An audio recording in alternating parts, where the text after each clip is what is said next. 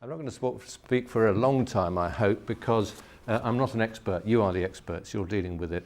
My job is as a policy person in Church House headquarters, and I cover a whole load of areas, including prisons and policing. Today I've spent the day at a meeting of diocesan emergency responders because we're trying to coordinate when Manchester bombings and Grenfell Tower and things happen, how the response happens in liaison with other agencies. Tomorrow it's gambling regulation. So my knowledge is superficial in any of these areas. So please don't see me as an expert. But for the last 4 years I've been engaging more in the policy and campaigning field, because it's been just wonderful over these years to see the way that consciousness in the churches and faith communities generally has risen in terms of asylum seekers and refugees. It seems strange that 10 years ago the word asylum seeker was a bit of a word of abuse almost in the media, but now, particularly since 2015, people have become so much more mature and committed in their concern for people who've been displaced from their homes. So at the moment there's lots to campaign about. I mean, next month the health charging rules are due to come in, where people had to pay up front for healthcare, and new changes in creating this hostile environment are coming in, and a lot of my attention is on trying to stop this country becoming a more hostile place, which completely contradicts the kind of agenda of integration which our leaders often seem to want to advocate. However, I won't say too much about that, because it's not a political or a campaigning meeting. It's about the practicalities, I think. Nor am I going to speak particularly about resettlement, about community sponsorship, which is a big thing, obviously growing, not big yet, but growing fast in churches and faith communities around the country. Not about church communities working with local authorities in resettlement under the Vulnerable Persons Relocation Scheme and so on. There's a whole area of work there with refugees, which is different. Nor about detention. I was actually yesterday in Harmondsworth Immigration Removal Centre, but while that's a really important area, I don't think it's what we're focusing on so much today.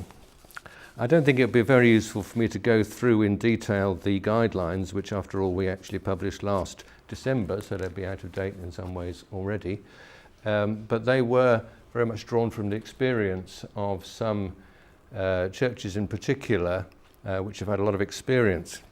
The kind of epicentre at that time, I think, was Stockton Parish Church, Stockton-on-Tees, where Mark Miller, the incumbent, has had just an awful lot of people becoming Christians and seeking asylum in different orders. And the media picked that up at one stage and were making out that all people claiming conversion were doing so insincerely, and that's an awful thing.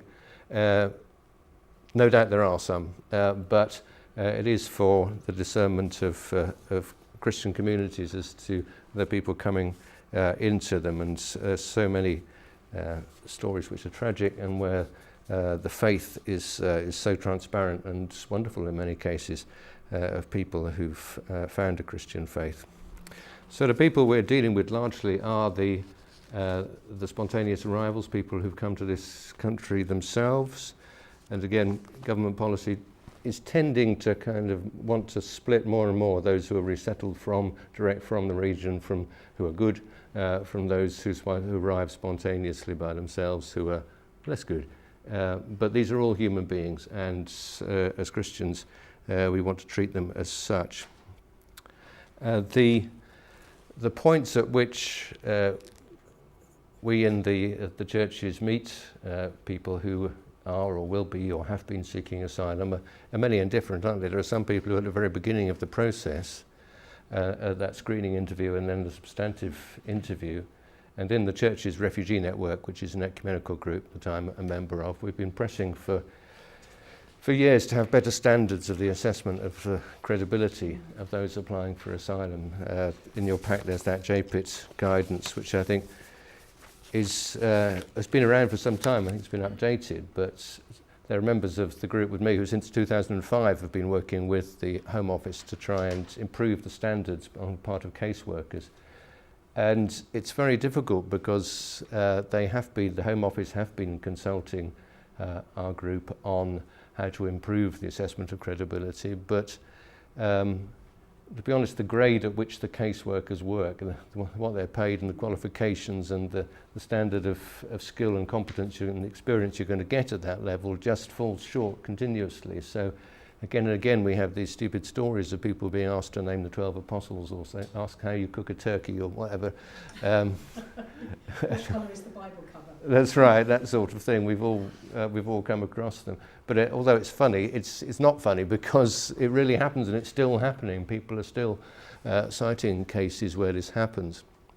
And it would be so much better if that substantive interview was done, well, you know, properly recorded, with legal advice properly ahead of it. And so often as churches we only get involved at the appeal stage. Ministers and others come in at when someone appears before a tribunal, which is the only point at which you can actually appear in person to support someone's application legally. So in response to the very uneven standard of credibility assessment on the part of caseworkers, we'll just carry on. There's such a turnover of caseworkers, as well as the things I've already said. As soon as you roll out as soon as the Home Office roll out training, there's a new batch of people who need to start all over again.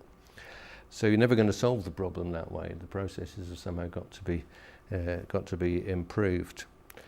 Some clergy and ministers and lay people in churches are finding it now really quite a burden that the number of tribunals they're attending and the way they're expected to be kind of expert witnesses, but without the reimbursements of expenses and so forth, other than basic expenses that expert witnesses would get, and without sort of proper legal support in what they're doing. One of the familiar dilemma is how you establish that someone's claim to Christian faith or Christian conversion is genuine. Just to have been baptized is unimpressive by and large to immigration judges. There has to be some kind of substantial evidence behind that. And churches which have baptismal policies which are not kind of restrictive but which are thorough, and where there is in line with the canons there is a process of preparation and testing of commitment and so on leading up to baptism, that is much more likely to hold weight in the eyes of tribunal judges and indeed at the earlier stages. And the more that people arriving in churches who are in the middle of the asylum process can be engaged in committed activity, just keeping a register of attendance is something that doesn't come naturally to us as Church of England parishes, though some of us get used to it in terms of school admissions, or even people who want to get married now because our church is pretty and they've got to attend for 6 months. But to be able to evidence that someone has been coming regularly over what period and keeping records of any courses and groups attended if someone's been to an alpha course or something, the more that can be recorded and the way that they've engaged and so forth that can be evidenced. And you've got that to hand, that evidence, if people can be involved in church community projects, volunteering at a food bank, a community or a charity shop or a youth group or a music group, if people can be engaged in those things, and again that can be evidenced, not in a heavy-handed way, but realistically that is really helpful. And there have been some places where the response to the volume of people coming through was to have sort of pro forma letters of support filled and going to tribunals, which is almost an instant kind of turn-off to the people making the decisions if they see it's a pro forma letter. I must confess, when I was a chair of governors of a Church of England primary school, I tended to be rather the same. If you got a letter which was obviously just a pro forma, you wouldn't necessarily take too much notice. But really substantial evidence of commitment. And so then the appeal may be successful or not, and the person then is in our community, maybe with their appeal rights exhausted if they've not been successful. And there's a group who we, again, are faced with supporting as best we can. These are the people for whom if they're down to, is it still Section 4 support? It's changing, but I think it's still Section 4 support, where you just have a card for your expenses, and it's really hard going, especially if you're a family with children. And the kind of support we can give there as Christian communities is considerable. Part of the difficulty, of course, with asylum seekers is the dispersal system, where in Middlesbrough they've got more than one asylum seeker per 200 people, which is supposedly the Home Office ceiling for the number of asylum seekers in any community, and there are other places around the country which are similarly very heavily weighted with numbers of dispersed asylum seekers. And so to some extent we can support each other in these sorts of work to support those who are seeking asylum. So I think that's really what I want to say, because most of my work doesn't, to be honest, touch the practical issues which you're discussing. So I think probably if I leave it there for the moment, is that okay? And then we can just carry on the conversation. Yeah. Thanks very much.